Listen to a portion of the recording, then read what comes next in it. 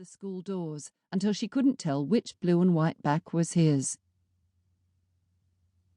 Hannah turned on the computer with every intention of reading emails, easing herself into work.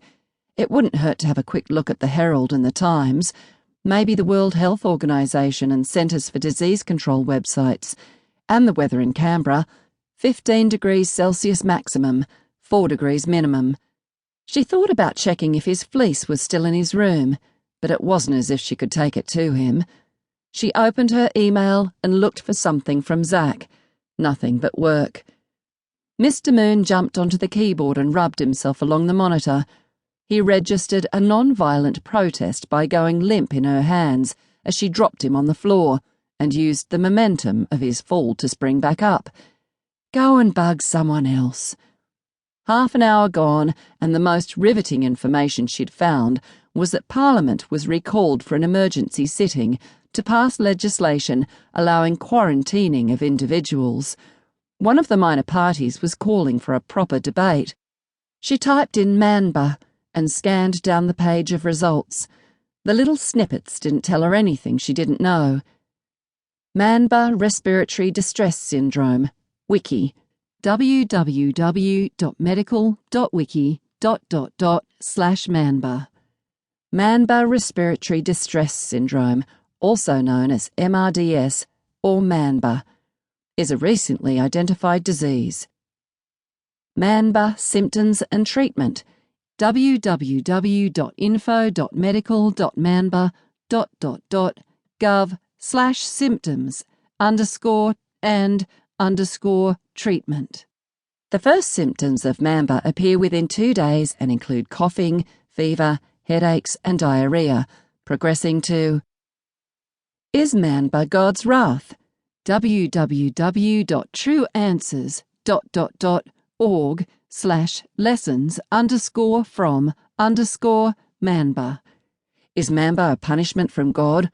All around us we see an increase in crime, lawlessness, and immorality brought about by...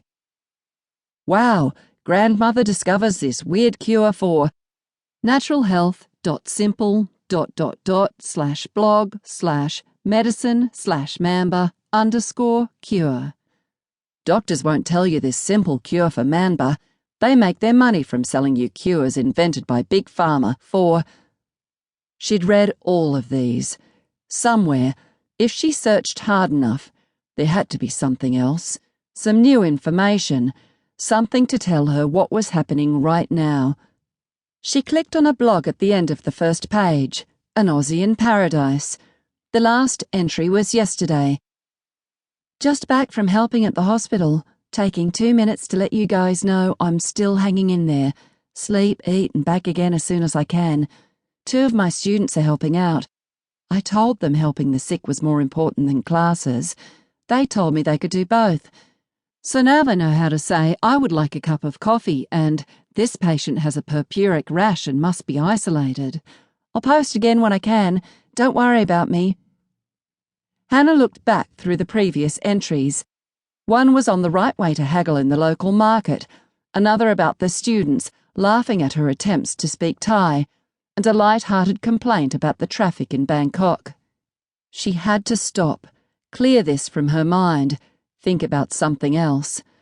Time to work. As she clicked the little red plus sign on each tab, she tried not to look at the page that appeared below, but as one disappeared, its screaming headline caught her eye. First local cases, family quarantined. Her fingers fumbled on the keys to reopen it, and there was the headline, stamped across the top of her screen. She skimmed the article for what she really needed to know. Where?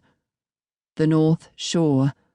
So much closer than Newcastle, but still with a harbour between them. A harbour and 300 kilometres between the disease and Zach. And there at the bottom, another reason she should put this out of her mind. They were as yet unconfirmed. She read the article again, more carefully. Under the headline was a photo of a couple and 2 boys. A posed family shot in a leafy backyard. 8 and 10, it said. No travel overseas.